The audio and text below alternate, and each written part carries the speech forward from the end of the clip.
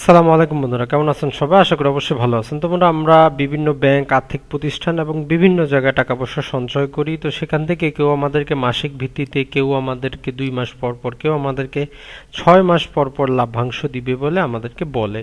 তো আসলে কেউ বলে সরল সুদ দিবে, কেউ বলে চক্রবৃদ্ধি হারে মুনাফা দিবে, কেউ যেটি বলে যে চক্রবৃদ্ধি মুনাফাটা প্রতি 6 মাসে দিবে, প্রতি মাসে দিবে। তো সাধারণ মুনাফা বা চক্রবৃদ্ধি মুনাফা আমাদের অতটা কিন্তু ধারণা থাকে না। তো আজকের ভিডিওতে আমি ট্রাই করব মাইক্রোসফট এক্সেলে আপনাদের জন্য এই ধারণাটি ক্লিয়ার করার জন্য।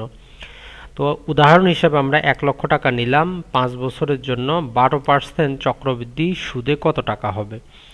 তো সর্বপ্রথম আমরা যদি সাধারণ সুদটা দেখি, যদি কেউ বলে আপনাকে 1 লাখ টাকা 5 বছরের জন্য 12% লাভে আপনাকে দিবে, যেভাবে আমরা এফডি করি ব্যাংকগুলোতে, ফিক্সড ডিপোজিট করি।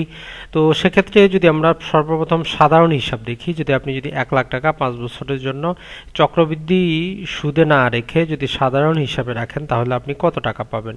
তো বন্ধুরা, এটা হিসাব করার জন্য সর্বপ্রথম আমরা যেটি করব সেটি হচ্ছে এখানে ভ্যালুগুলো ইনপুট করি, যে আমরা 1 লক্ষ টাকা কি করব 5 বছরের জন্য আমরা রাখতেছি, আমাদেরকে মুনাফা দিবে 12%। তো এখন আমরা সাধারণ হিসাবে কত টাকা পাবো 5 বছর পরে আমাদের মূলধন সহ। তো এটি হিসাব করার জন্য জাস্ট আমরা যেটি করব, যে আমরা মূল টাকাটা নিচ্ছি 1 লক্ষ, গুণন হচ্ছে আমরা বছর নিচ্ছি 5 বছর, গুণন হচ্ছে আমরা 12% সুদটা নিচ্ছি, প্লাস নিব আমাদের মূলধনটা কত 1 লক্ষ। এটি নেওয়ার পর এন্ট্রি প্রেস করব, তাহলে দেখুন যেটি হলো সেটি হচ্ছে 1,60,000 টাকা। তার মানে আমরা নর্মালি যেভাবে হিসাব করি যে 1 লক্ষ টাকায় আমরা বছরে 12,000 টাকা পেলাম, অর্থাৎ 5 বছরে আমরা 1,60,000 টাকা পাবো এফডি বা এফডিআর করলে।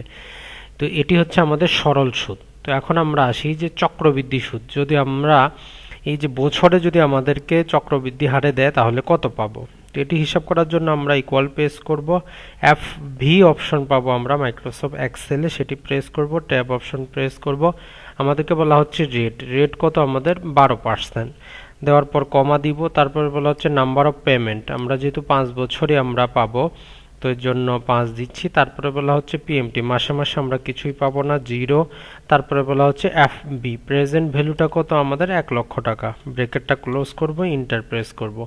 তো এগুলো করলে আমাদের চলে এসেছে দেখুন 1,76,000 টাকা। তো মাইনাসে আসার কারণ যেটি, সেটি হচ্ছে আসলে ভ্যালুটাকে মাইনাস ভ্যালুতে রাখতে হয়। দেখুন এখন চলে এসেছে। তার মানে আমরা যদি 1 লক্ষ টাকা 5 বছরের জন্য 12% চক্রবৃদ্ধি সুদে রাখি, তাহলে আমরা পাবো 1,76,000 টাকা। এখন আমরা সেম একই কন্ডিশনটা 1 লক্ষ টাকা 5 বছরের জন্য 12% চক্রবৃদ্ধি সুদে, তবে তারা আমাদেরকে যদি বলে যে প্রতি 6 মাস অন্তর অন্তর আপনি মুনাফা উত্তোলন করতে পারবেন, অথবা 6 মাস অন্তর অন্তর আপনাকে চক্রবৃদ্ধি সুদ দেওয়া হবে, তো সেক্ষেত্রে কত হবে। সেক্ষেত্রে এফবি প্রেস করব, ট্যাব প্রেস করব, আমরা রেটে যাব। রেট কত 12%। তো 12% আমাদের যেহেতু আমরা প্রতি 6 মাসে চক্রবৃদ্ধি হবে, তো এখানে আমরা 2 দিয়ে ভাগ দিব, যেহেতু 6 মাস অন্তর অন্তর মুনাফাটা ক্যালকুলেশন হবে। নাম্বার অফ পেমেন্টটা কত হবে আমাদের ছিল 5 বছর, এটাকে আমরা গুণন দিয়ে দিব 2 দিয়ে, যেহেতু বছরে আমরা 2 বার পাবো। আমরা কমা দিব, পিএমটি মানে হচ্ছে 0, মাসে মাসে কিছুই পাচ্ছি না। প্রেজেন্ট ভ্যালু হচ্ছে আমাদের কত এফবি 1 লক্ষ টাকা, ব্র্যাকেট ক্লোজ করে দিব, ইন্টার প্রেস করব। তার মানে আমরা পাচ্ছি 1,79,084 টাকা।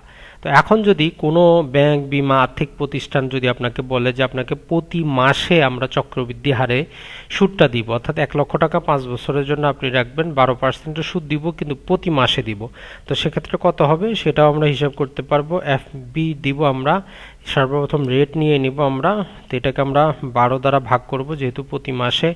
নাম্বার অফ পেমেন্ট আমাদের কত হবে 5 বছরে, যেহেতু প্রতি মাসে আমরা 12 দিয়ে গুণন করব, ব্র্যাকেট পিএমটি আমাদের 0, আমাদের প্রেজেন্ট ভ্যালু মাইনাসে আসবে কত 1 লক্ষ টাকা, ব্র্যাকেট ক্লোজ করব, ইন্টার প্রেস করব।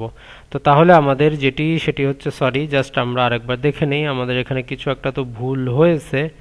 জাস্ট আমরা মাইক্রোসফট এক্সেলে সামান্য ভ্যালু আপনি যদি ভুল করেন কিন্তু আসবে না। এফবি দিলাম আমরা, ট্যাব প্রেস করলাম, রেট হচ্ছে আমাদের 12%, ভাগ দিলাম আমরা 12 দিয়ে, যেহেতু প্রতি মাসের হিসাবে।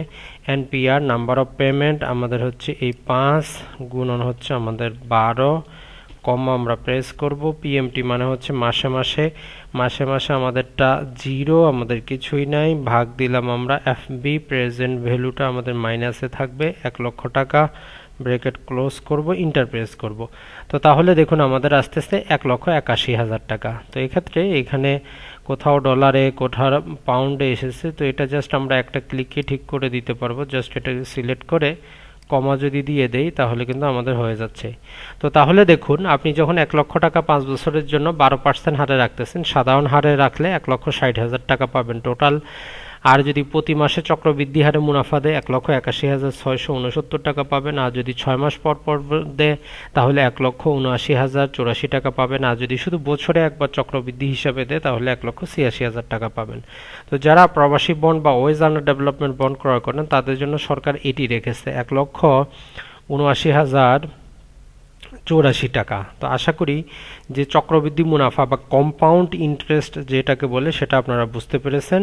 এগুলো হিসাব করবেন আপনারা ইকুয়াল টু দিয়ে আপনার মাইক্রোসফট এক্সেলে এফবি প্রেস করে ট্যাব প্রেস করবেন, যা কিছু আছে সব কিছু আপনারা যেটি করবেন ইনপুট করে দিবেন, তাহলে হিসাবটি আপনাদের জন্য চলে আসবে। তো বন্ধুরা ভালো থাকবেন, সুস্থ থাকবেন, আসসালামু আলাইকুম।